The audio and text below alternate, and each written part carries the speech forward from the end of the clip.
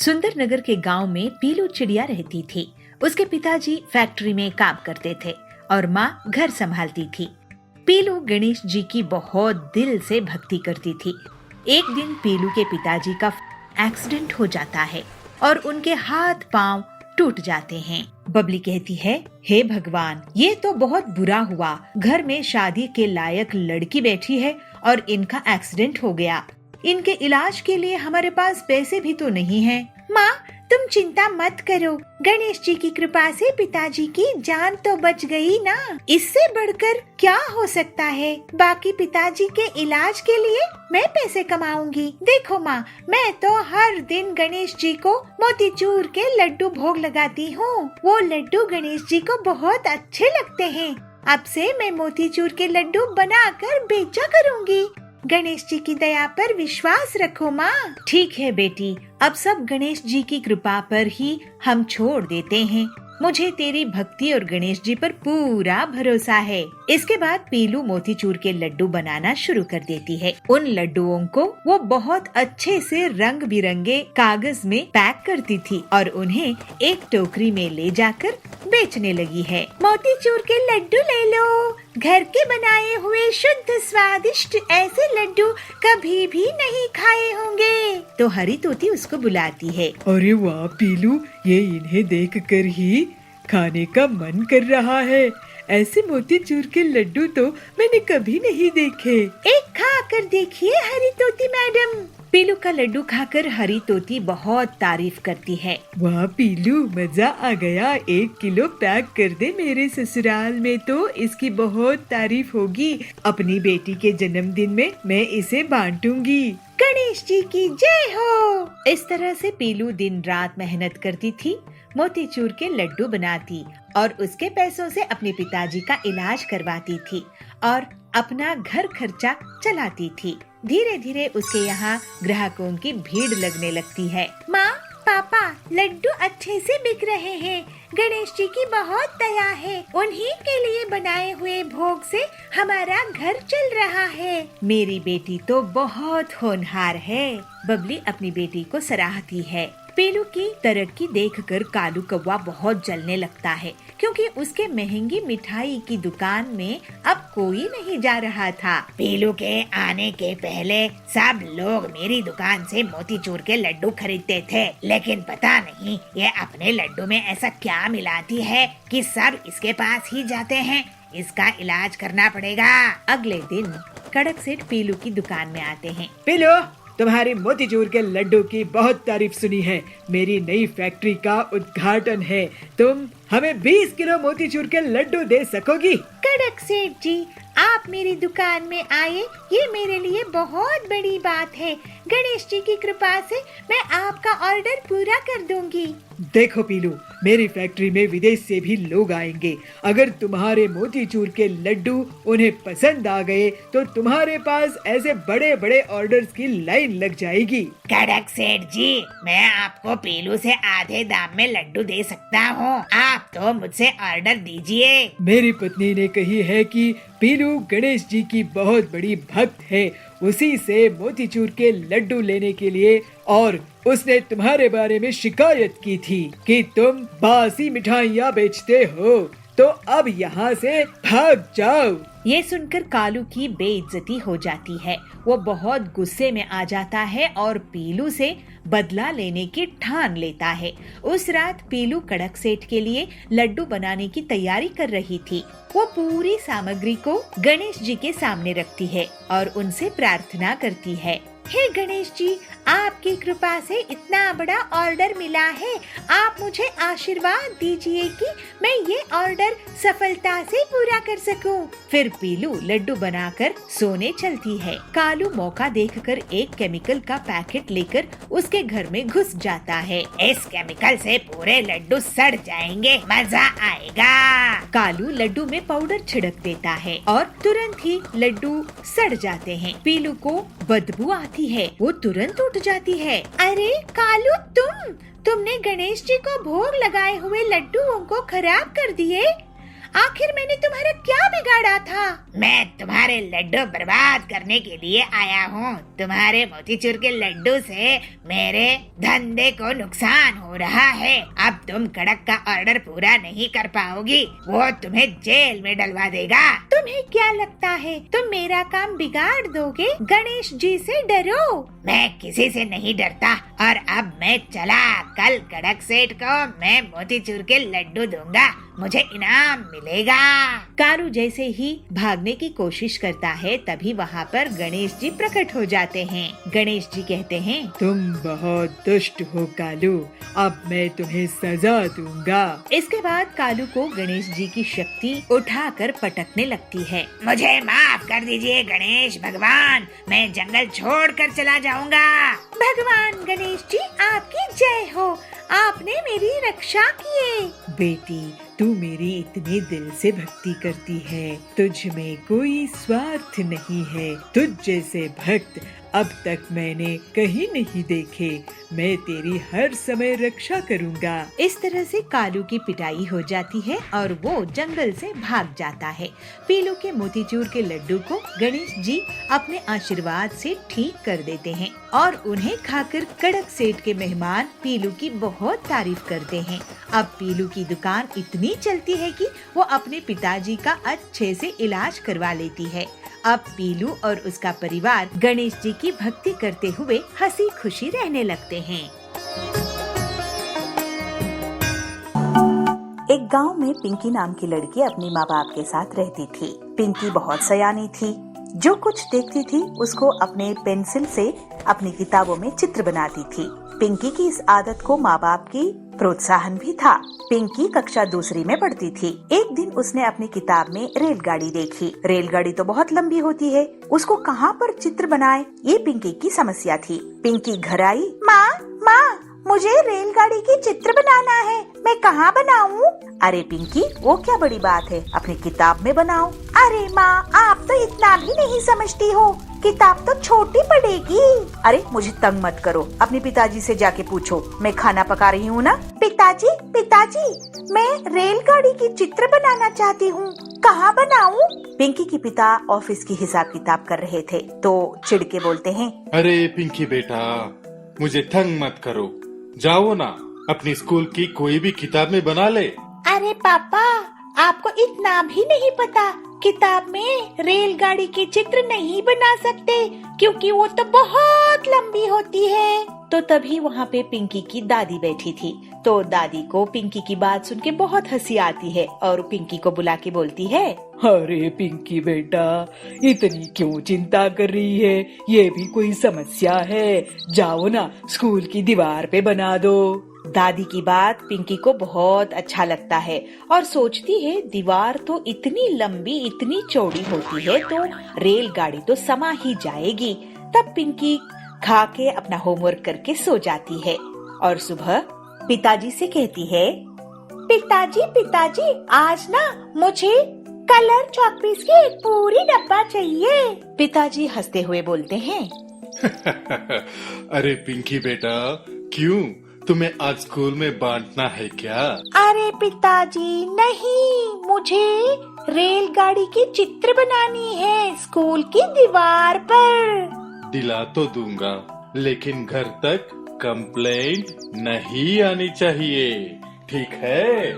अरे चित्र बनाने से कोई कंप्लेंट करेंगे? बिल्कुल नहीं आएगी, आप चिंता मत करो। तो पिंकी के पापा उसको कलर पेंसिल की डब्बा दिला देते हैं। पिंकी कूदते नाचते स्कूल पहुंच जाती है। पिंकी अपनी रेलगाड़ी की पहली यात्रा याद करती है जो अपने पापा मम्मी के साथ उसने किया था। पिंकी चौक उठाई और फिर क्या था, दीवार पर रेलगाड़ी का इंजन बना दिया। अरे इंजन तो बहुत सुंदर बना है, इसको अब डिब्बे जोड़ते हैं। तो फिर दूसरी कलर चौक लेके उसमें पहला डब्बा जोड़ दिया, दूसरा डब्बा जोड़ दिया। ऐसे जुड़ते जुड़ते गए, सारे डिब्बे जुड़ गए। जब अपनी चौक पेंसिल खत्म हुई तो पिंकी उठ के देखती है स्कूल की आधी दीवार पर तो रेलगाड़ी बन चुकी थी और पिंकी की क्लास के सारे बच्चे तालियां बजा के पिंकी की कला को सराह रहे थे। अरे पिंकी, तेरी गाड़ी तो बहुत सुंदर बनी है। पिंकी पिंकी, तुम्हारे रेल में मुझे भी जगह मिलेगी? अरे क्यों नहीं, हम सारे मिलके इस रेलगाड़ी में जाएंगे। फिर क्या हुआ, रेलगाड़ी दिल्ली गई, मुंबई गई, अमेरिका गई, नानी के घर गई और दादाजी के घर भी गई। बच्चों की ख्यालातों में रेल की गाड़ी ऐसे ही लंबे सैर करती रही। तभी क्लास टीचर क्लासरूम में आते हैं और सभी बच्चों की मुस्कुराहट देखते हुए कहते हैं, अरे बच्चों, इतने खुश हो, क्या बात है? तो दौड़ के पिंकी सामने आती है और अपनी बनाई हुई रेलगाड़ी दिखाती है। तब टीचर अपने मन में ये सोचते हैं, बच्चों के मनोबल को बढ़ाई, कल के भविष्य का निर्माण आज से ही होने दे। यह सोच के टीचर ने पिंकी को बिना डांटे बहुत शाबाशी देते हैं और कहते हैं, पिंकी, आपकी ड्राइंग तो बहुत सुंदर है, लेकिन आप दीवार पे प्रैक्टिस करने के बजाय अगर आपके घर में जाके कोई भी कॉपी में प्रैक्टिस कर लेते तो और भी सुंदर निकल आता। सर, मुझे ना ये लगा कि ट्रेन पुस्तक में काफी नहीं होगा। कोई बात नहीं, मैं आपको सिखा दूंगा। इस बात से पिंकी बहुत खुश होती है और टीचर पिंकी की कॉपी में एक अच्छे से सुंदर से रेलगाड़ी बना देते हैं। बद्रीपुर के जंगल में पीलू चिड़िया रहती थी। वो रोज नदी में अपने नाव लेकर जाती थी और जाल बिछाकर मछलियाँ पकड़ती थी। फिर उनको मछली बाजार में बेचकर अपने परिवार का खर्चा चलाती थी। पीलू मछलियाँ पकड़ने में बहुत माहिर थी और पूरी ईमानदारी के साथ मेहनत करती थी। एक दिन सुंदरी उसे रास्ते में मिलती है और पूछती है, पीलू, आज क्या बात है, तुम सुबह सुबह ही मछली पकड़ने के लिए निकल पड़ी? हाँ सुंदरी बहन, सुबह सुबह नदी में कम भीड़ होगी तो मैं शायद ज्यादा मछली पकड़ सकूंगी। घर में माँ की तबीयत खराब है तो पैसों की बहुत जरूरत है। तुम्हारा लगन का जवाब नहीं पीलू, जाओ अच्छे से मछलियाँ पकड़ना। ठीक है बहन। फिर पीलू मछलियाँ पकड़ने के लिए नदी पहुँची और एक बड़ा सा जाल फेंकी। थोड़ी ही देर में जाल में मछलियाँ फंस जाती है और उसमें एक चमचमाती हुई बड़ी सी गोल्डन फिश भी आती है। तभी अचानक से वो मछली बोल पड़ती है, ये दीदी, मुझे छोड़ दो, मैं पानी के बाहर मर जाऊंगी, मुझे छोड़ दो। अरे ये क्या, एक मछली बात कर रही है, ऐसा कैसे हो सकता है? मुझे छोड़ दो ना। पीलू आश्चर्यचकित रहती है और सोचती है, मैं इस मछली से बहुत सारे पैसे कमा सकती हूँ, इतना कि मेरा पूरा कर्जा भी चुकता हो जाएगा, माँ का इलाज भी हो जाएगा और मैं नया घर भी खरीद सकूंगी। सुनो गोल्डन मछली, मैं तुम्हें अपने साथ गांव लेकर चलूंगी, वहाँ तुम गांव वालों से बात करोगी। नहीं, मुझे कहीं मत लेकर जाओ, मुझे नदी में ही रहने दो, यही मेरा घर है, मुझे बख्श दो। पीलू उस मछली की भावुकता देखकर खुद भी भावुक हो जाती है। ठीक है बहन, तुम तो सच में बहुत दुखी हो गई हो, मैं तुम्हें ऐसे दुखी नहीं कर सकती। चलो मैं तुम्हें पानी में छोड़ देती हूँ। फिर वो गोल्डन मछली पानी में छलांग लगाते हुए उड़ती हुई चली जाती है और कहती है, थैंक यू पीलू। इसके बाद पीलू बाकी की मछलियों को बाजार में ले आती है। क्या आप जानते हैं हरिया काका, सुंदरी बहन, बबली दीदी, कि मैं आज जब मछलियाँ पकड़ रही थी तब मुझे एक गोल्डन मछली मिली। तो वो कहाँ है पीलू? उसको मैंने वापस नदी में छोड़ दी, फिर वो उड़ती हुई चली गई, रो रही थी बेचारी। क्यों मजाक कर रही हो पीलू, ऐसी कोई मछली नहीं होती है। सभी उस पर हंसने लगे। अगले दिन पीलू फिर से मछली पकड़ने के लिए जाने लगी। उसको देखकर सुंदरी और बाकी के पक्षी उसका मजाक उड़ाने लगे। आज पीलू उड़ने वाला ऑक्टोपस लेकर आएगी। हो सकता है इसे उड़ने वाली शार्क भी मिल जाए नदी में। पीलू उनकी बातों का बुरा नहीं मानती है और अपने काम के लिए निकल पड़ती है। जैसे ही पीलू नदी में जाल फेंकती है, तभी अचानक से काले बादल छा जाते हैं और जोर से बारिश होने लगती है। नदी में अचानक से पानी बढ़ जाता है और उसकी नाव पलट जाती है। बचाओ, कोई मुझे बचाओ, अगर मैं डूब गई तो मेरी माँ का ख्याल कौन रखेगा? बचाओ बचाओ। पीलू डूबने ही वाली थी कि उसके पास गोल्डन मछली आ जाती है। पीलू, आप चिंता मत करो, मैं आपको बचाऊंगी। जल्द से मेरी पीठ पर चढ़ो। पीलू उस मछली को देखकर थोड़ी सी डर जाती है, लेकिन फिर उस पर चढ़ जाती है। जैसे ही पीलू मछली के ऊपर बैठती है, वो मछली अपने पंख फैलाकर उड़ने लगती है। अरे गोल्डन मछली बहन, तुम तो वाकई में कमाल की हो। तुम उड़ रहे हैं, मुझे ये विश्वास ही नहीं हो रहा है। तुमने मेरी जान बख्शी थी पीलू बहन, इसलिए मैं तुम्हें आज बचा रही हूँ। तुम बहुत दयालु हो। फिर वो गोल्डन मछली पीलू को किनारे लेकर आ जाती है। उड़ने वाली मछली को देखकर सभी हैरान रह जाते हैं। अरे ये क्या? पीलू सच बोल रही थी, ये उड़ने वाली मछली ही है। गोल्डन मछली, तुम्हारा बहुत बहुत धन्यवाद। नहीं पीलू, धन्यवाद की जरूरत नहीं है। तुम्हें मेरी जब भी मदद लगेगी मैं आ जाऊंगी। फिर वो मछली वापस से पानी में चली गई और आगे भी पीलू और उसकी दोस्ती कायम रहती है। हीरापुर के जंगल में पीलू अपने पति बबलू के साथ रहती थी। वो दोनों पति पत्नी पंक्चर बनाते थे। ऐसे ही एक दिन टिल्लू उनकी दुकान में पंक्चर बनवाने के लिए आया। अरे मैडम, आप पंक्चर बना रही हैं? हाँ भाई साहब, मैं औरत हूँ तो क्या पंक्चर नहीं बना सकती? आप फिक्र ना करें, हम लोग बहुत अच्छे से पंक्चर रिपेयर करते हैं। आपको शिकायत नहीं होगी। ये तो बहुत खुशी की बात है। टिल्लू के जाने के बाद बबलू कहता है, आज का दूसरा ग्राहक था ये। इतनी मेहनत के बाद भी कमाई नहीं होती है। पीलू एक दिन वो अपने पति से कहती है, सुनिए जी, हमारा ज्यादा फायदा नहीं हो रहा है क्योंकि हम दिन में सिर्फ 20 पंक्चर ही ठीक कर पाते हैं। हम कम से कम 30 पंक्चर बनाने होंगे। अच्छा, तो मैं कोई जुगाड़ करता हूँ। उनकी दुकान से कुछ दूरी पर कालू कव्वे की भी पंक्चर की दुकान थी। वो पीलू की बात सुनकर हिसाब लगाता है। पीलू चिड़िया, 30 नहीं, मैं तो 50 पंक्चर ठीक करूँगा अपनी दुकान में और तुम्हारी दुकान बंद करवा दूंगा। तो और 50 पंक्चर मेरे पास ठीक करवाने आएंगे, लेकिन उसके लिए मुझे एक चाल चलनी होगी। फिर कालू अपनी पत्नी सुंदरी को बहुत सारे कील देता है और अपनी दुकान से पहले खड़ा कर देता है। सुंदरी आने वाली गाड़ियों के नीचे कील फेंक देती थी, जिससे गाड़ियाँ पंक्चर हो जाती थी और फिर सुंदरी और कालू उनको अपनी दुकान में ले आते थे। इस तरह से वे लोग बहुत पैसे कमाने लगे। अरे आपने देखा कि कालू कैसे लोगों की गाड़ियाँ पंक्चर करके उन्हें ठीक करता है और पैसे कमा रहा है। हाँ, ये बहुत गलत कर रहा है, एक दिन बहुत पछताएगा। लेकिन पीलू और बबलू के पास ग्राहक बहुत कम हो जाते हैं। इस बीच पीलू भाभी, ये देखो मैं आप लोगों के लिए क्या लाया हूँ। ये है ऑटोमेटिक पंक्चर बनाने की मशीन।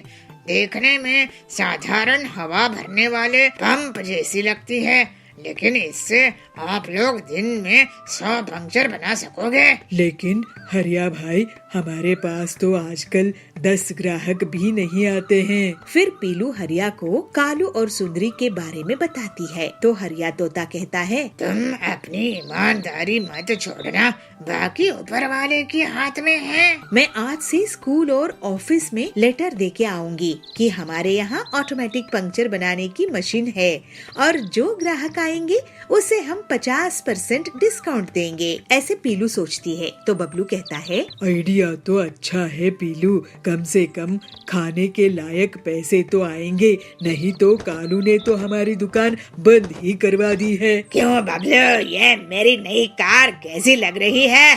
सुनो, दुकान बंद करके तुम मेरे नए घर आना। बबलू पीलू, देखना हमारी दीवार जितनी टीवी है, डबल डेकर फ्रिज है और सुंदरी के पास तो गहने भी है। तुम्हारी तरह गरीब नहीं है हम लोग। तो पीलू कहती है, जाओ कालू जाओ, हम ईमानदार थे, हैं और रहेंगे। कालू उनकी हंसी उड़ाकर चले जाता है। इसी तरह कुछ दिनों के बाद तेज रफ्तार से बड़ी सी गाड़ी आ रही होती है। सुंदरी ये देखकर सोचती है, अरे इतनी बड़ी कार, इनसे तो 1000 रुपए लूंगी पंक्चर ठीक करने का। और वो कार के नीचे कील फेंक देती है। कार डगमगाते हुए रुक जाती है। जैसे ही कालू और सुंदरी उसके पास जाते हैं, उसके अंदर से डाकू निकलते हैं। मैंने देखा कि तूने हमारी गाड़ी की पंक्चर की थी। डाकुओं से चोरी, अभी हम तुम्हारा घर लूटेंगे। फिर वो डाकू कालू के घर से रुपये, गहने और फिर कालू की कार चुराकर भाग जाते हैं। हाय, हम लुट गए, बर्बाद हो गए। सारी चोरी की कमाई चोरी हो गई। अब आगे से कसम खाते हैं ऐसा नहीं करेंगे। कालू कसम खाता है तो पीलू कहती है, हमारी दुकान बंद करने चले थे, खुद ही दुकान लूट बैठे। इसके बाद पीलू और बबलू अपनी मशीन से पूरे जंगल के लोगों की गाड़ी का पंक्चर ठीक करते थे और जल्दी ही वो लोग बहुत अमीर हो गए। फिर दोनों पति पत्नी खुशी खुशी ईमानदारी से रहने लगे। बबलू कबूतर नारियल पानी बेचकर अपने परिवार का गुजारा किया करता था। वो सुबह सुबह नारियल पानी बेचने के लिए अपने घर से निकल जाया करता था। नारियल पानी ले लो, ठंडा ठंडा नारियल पानी ले लो, नारियल पानी ताजा ताजा नारियल पानी। अरे ओ नारियल पानी वाले भैया, जरा इधर आना, ये लो भैया, ये ताजा ताजा नारियल पानी पियो। इस तरह बबलू दिन भर घूम घूम कर नारियल पानी बेचा करता था। शाम को बबलू घर वापस आकर अपनी पत्नी पीलू को पैसे देता है। ये ले पीलू, आज की कमाई, इसमें से आधे पैसे तू अलग जमा करके रख ले, अपने बेटे की पढ़ाई के काम आएंगे। पीलू उससे कहती है, सुनिए जी, आप अपनी तबीयत का भी ख्याल रखा कीजिए, आजकल आपकी तबीयत ठीक नहीं रहती है। अरे क्या करूं पीलू, मुझे तो दिन भर मेहनत करना ही पड़ेगा ना, आखिर अपने बच्चे के भविष्य का सवाल है। इस तरह उनके दिन बीत रहे थे। एक दिन बबलू जब नारियल पानी बेच रहा होता है तो उस पर बाज हमला कर देता है। उस बाज का शिकार बन जाता है। सुंदरी ये सब दूर बैठकर देख रही थी। सुंदरी पीलू के पास जाती है और उसे पूरी बात बताती है। पीलू, बहुत दुख की बात है, बबलू बाज का शिकार बन गया। ये सुनकर पीलू जोर जोर से रोने लगती है। ये आप क्या कह रही हो सुंदरी काकी, उस बाज की आखिर मेरे पति से क्या दुश्मनी थी? कई दिनों तक पीलू बबलू की याद में दुखी रहती है। एक दिन उसका बेटा उसके पास आकर कहता है, माँ इतने दिन हो गए तुम सिर्फ रो रही हो, तुम कुछ खा पी भी नहीं रही हो, अगर तुम्हें कुछ हो गया तो जरा सोचो मेरा क्या होगा, इसलिए कुछ खा लो, अपने लिए नहीं तो मेरे लिए ही कुछ खा लो। इस तरह से पीलू चिड़िया अपनी जिंदगी की एक नई शुरुआत करती है। एक दिन पीलू अपने बेटे से कहती है, बेटा तू घर में ही रहना और थोड़ा अपना ख्याल रखना, मैं नारियल पानी बेचने के लिए जा रही हूँ। माँ मैं भी तुम्हारे साथ नारियल पानी बेचने के लिए चलूंगा, मैं तुम्हें अकेला नहीं जाने दे सकता। पीलू कहती है, नहीं बेटा मैं तुझे अपने साथ लेकर नहीं जा सकती। पीलू किसी तरह अपने बेटे को समझाती है और फिर नारियल पानी बेचने के लिए निकल जाती है। पीलू नदी के किनारे नारियल पानी बेचने लग जाती है। नारियल पानी ले लो, ताजा ताजा नारियल पानी, ठंडा ठंडा नारियल पानी। पीलू की दुकान के बगल में कालू कौवे की दुकान रहती है।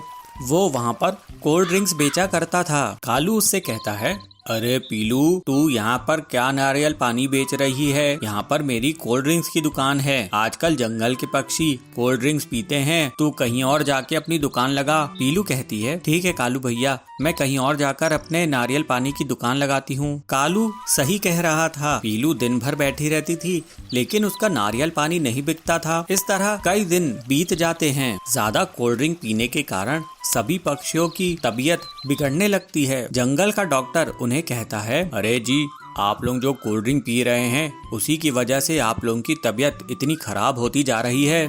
अगर आप लोगों को अपनी तबीयत ठीक रखनी है तो ये कोल्ड ड्रिंक बंद करके ताजा ताजा नारियल पानी पिया करो। पीलू चिड़िया अपने नारियलों के साथ उदास बैठी हुई थी। वो सोच रही थी कि अब आगे उसका क्या होगा। तभी वहाँ पर जंगल के सारे पक्षी आ जाते हैं। अरे पीलू चिड़िया, हम आज से तुम्हारे से ही नारियल पानी खरीद कर पिया करेंगे, हम आज से कोल्ड ड्रिंक बिल्कुल बंद कर देंगे। अब तुम हम सबको ये ताजा ताजा मीठा नारियल पानी दो और हाँ मलाई अलग से निकाल कर देना।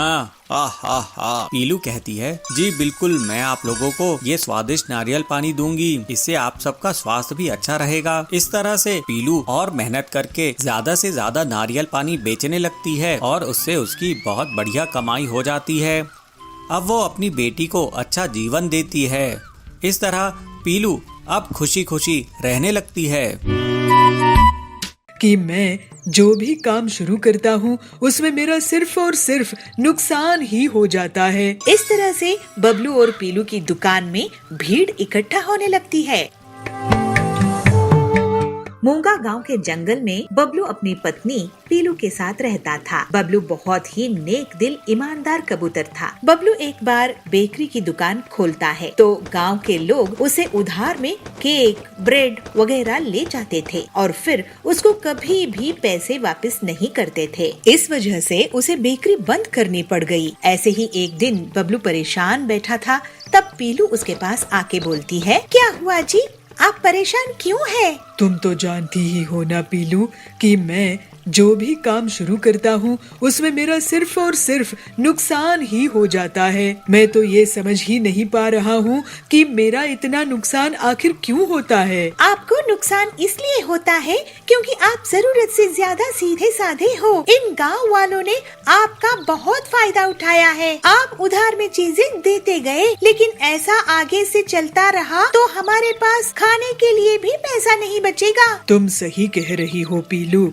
मैं अब एक आखिरी बार कोई काम शुरू करके देखता हूँ। अगर अच्छे से चला तो ठीक है, नहीं तो शहर जाकर कोई नौकरी ढूंढ लूंगा। हम यही कुछ काम कर लेंगे, मगर आप उधार किसी को नहीं देना, ये सोचकर ही काम शुरू करो। ठीक है, एक आखिरी बार मैं कोशिश करता हूँ। कुछ दिनों बाद बबलू पीलू से कहता है, पीलू, मैं बाजार घूमकर देख रहा था कि कहाँ किसकी दुकान है, किसकी नहीं है। मैंने देखा कि हमारे गांव में सब्जी की दुकान तो है ही नहीं। गांव वाले पड़ोस के गांव से सब्जियां खरीद रहे थे, इसलिए मैं सोच रहा हूँ कि मैं सब्जी की दुकान लगाऊंगा। ये तो सच में बहुत अच्छी आइडिया है। अब मैं अपनी आखिरी जमा पूंजी लगा रहा हूँ, इसको मैं बर्बाद होने नहीं दूंगा। फिर जल्द ही बबलू अपनी सब्जी की दुकान खोल लेता है। बबलू के बहुत बार कहने के बाद भी बहुत से गांव वाले अभी भी उससे बिना पैसे दिए सब्जी ले जाया करते थे। एक दिन पीलू भी उसकी दुकान में इसीलिए बैठती है कि लोग बिना पैसे दिए सब्जी नहीं ले जा पाए। एक दिन डॉक्टर बबली उनकी दुकान में आती है। पीलू, बबलू, तुम्हारी दुकान में सलाद का वेजिटेबल्स है क्या? डॉक्टर मैडम, ये लीजिए सलाद के वेजिटेबल्स। ये बहुत ही स्वादिष्ट है, लेकिन थोड़े महंगे हैं। मैं इन वेजिटेबल्स की सलाद खाती हूँ। ये स्वादिष्ट तो होते ही है, लेकिन फायदेमंद भी बहुत होते हैं। और रही बात कीमत की, तो हेल्थ इज वेल्थ। अभी मौसम बदलने वाला है और ये आने वाली गर्मी के मौसम में गर्मी से बचाएगा।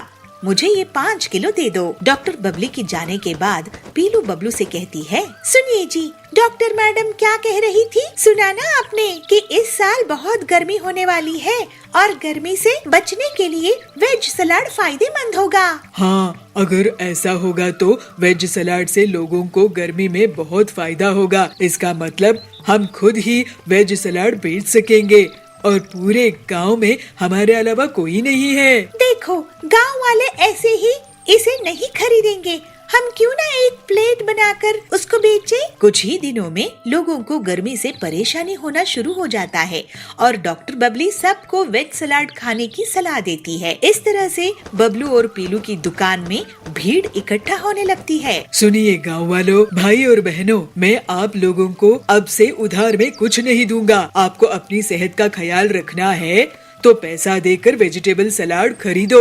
बबलू की बात सुनकर लोग सोच में पड़ जाते हैं, लेकिन फिर गर्मी के बुरे प्रभाव से बचने के लिए वो पैसे देते हैं। इस तरह से लोगों की सेहत को भी नुकसान नहीं होता है और वो सब अब सबक ले लेते हैं कि कोई भी अच्छी चीज मुफ्त में नहीं मिलती है। फिर कुछ ही दिनों में बबलू और पीलू बहुत अमीर हो जाते हैं। इस तरह सभी खुशी खुशी रहने लगे। भिलाईपुर के गांव में पीलू सोडा बेचा करती थी। पीलू का सोडा बहुत बिकता था। पीलू घरेलू तरीके से रंग बनाया करती थी और बहुत अच्छे से अलग अलग फ्लेवर बनाकर बेचा करती थी।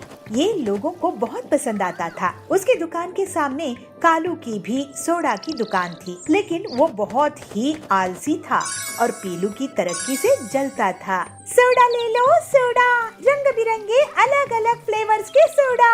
ऐसे फ्लेवर्स आपको पूरे जंगल में कहीं नहीं मिलेंगे। सोडा ले लो, सोडा, हाजमा ठीक करने वाला सोडा। तो टिल्लू कहता है, कालू भाई, आजकल लोग शौक के लिए सोडा पीते हैं, हाजमा ठीक करने के लिए नहीं। इसलिए हम पीलू की दुकान में जाते हैं, वहाँ एक से एक फ्लेवर के सोडे मिलते हैं। ये सुनकर कालू बहुत गुस्सा करता है। टिल्लू पीलू की दुकान जाकर पूरे परिवार के लिए सोडा ले लेता है। ये लो टिल्लू भैया, फैमिली पैक सोडा, 500 रुपए हुए। कालू सोच में पड़ जाता है। इस पीलू को हराने का तरीका सोचना होगा, नहीं तो मुझे ये गरीब कर देगी और मुझे जंगल छोड़कर जाना पड़ेगा। उस रात कालू जाबाज चील के पास जाता है और जंगल से एक पाउडर लेकर आता है, जिसको वो अपने सोडा में मिलाता है। अगले दिन कालू मिलावटी सोडा बेचने लगता है। सोडा ले लो, इंटरनेशनल सोडा, एक बार पियोगे तो बार बार पियोगे। सोडा ले लो, इंटरनेशनल सोडा, एक बार पियोगे तो बार बार पियोगे। अरे कालू भैया, तुम कहाँ से इंटरनेशनल सोडा ले आए? वो मेरे जीजाजी ने भेजे है अमेरिका से।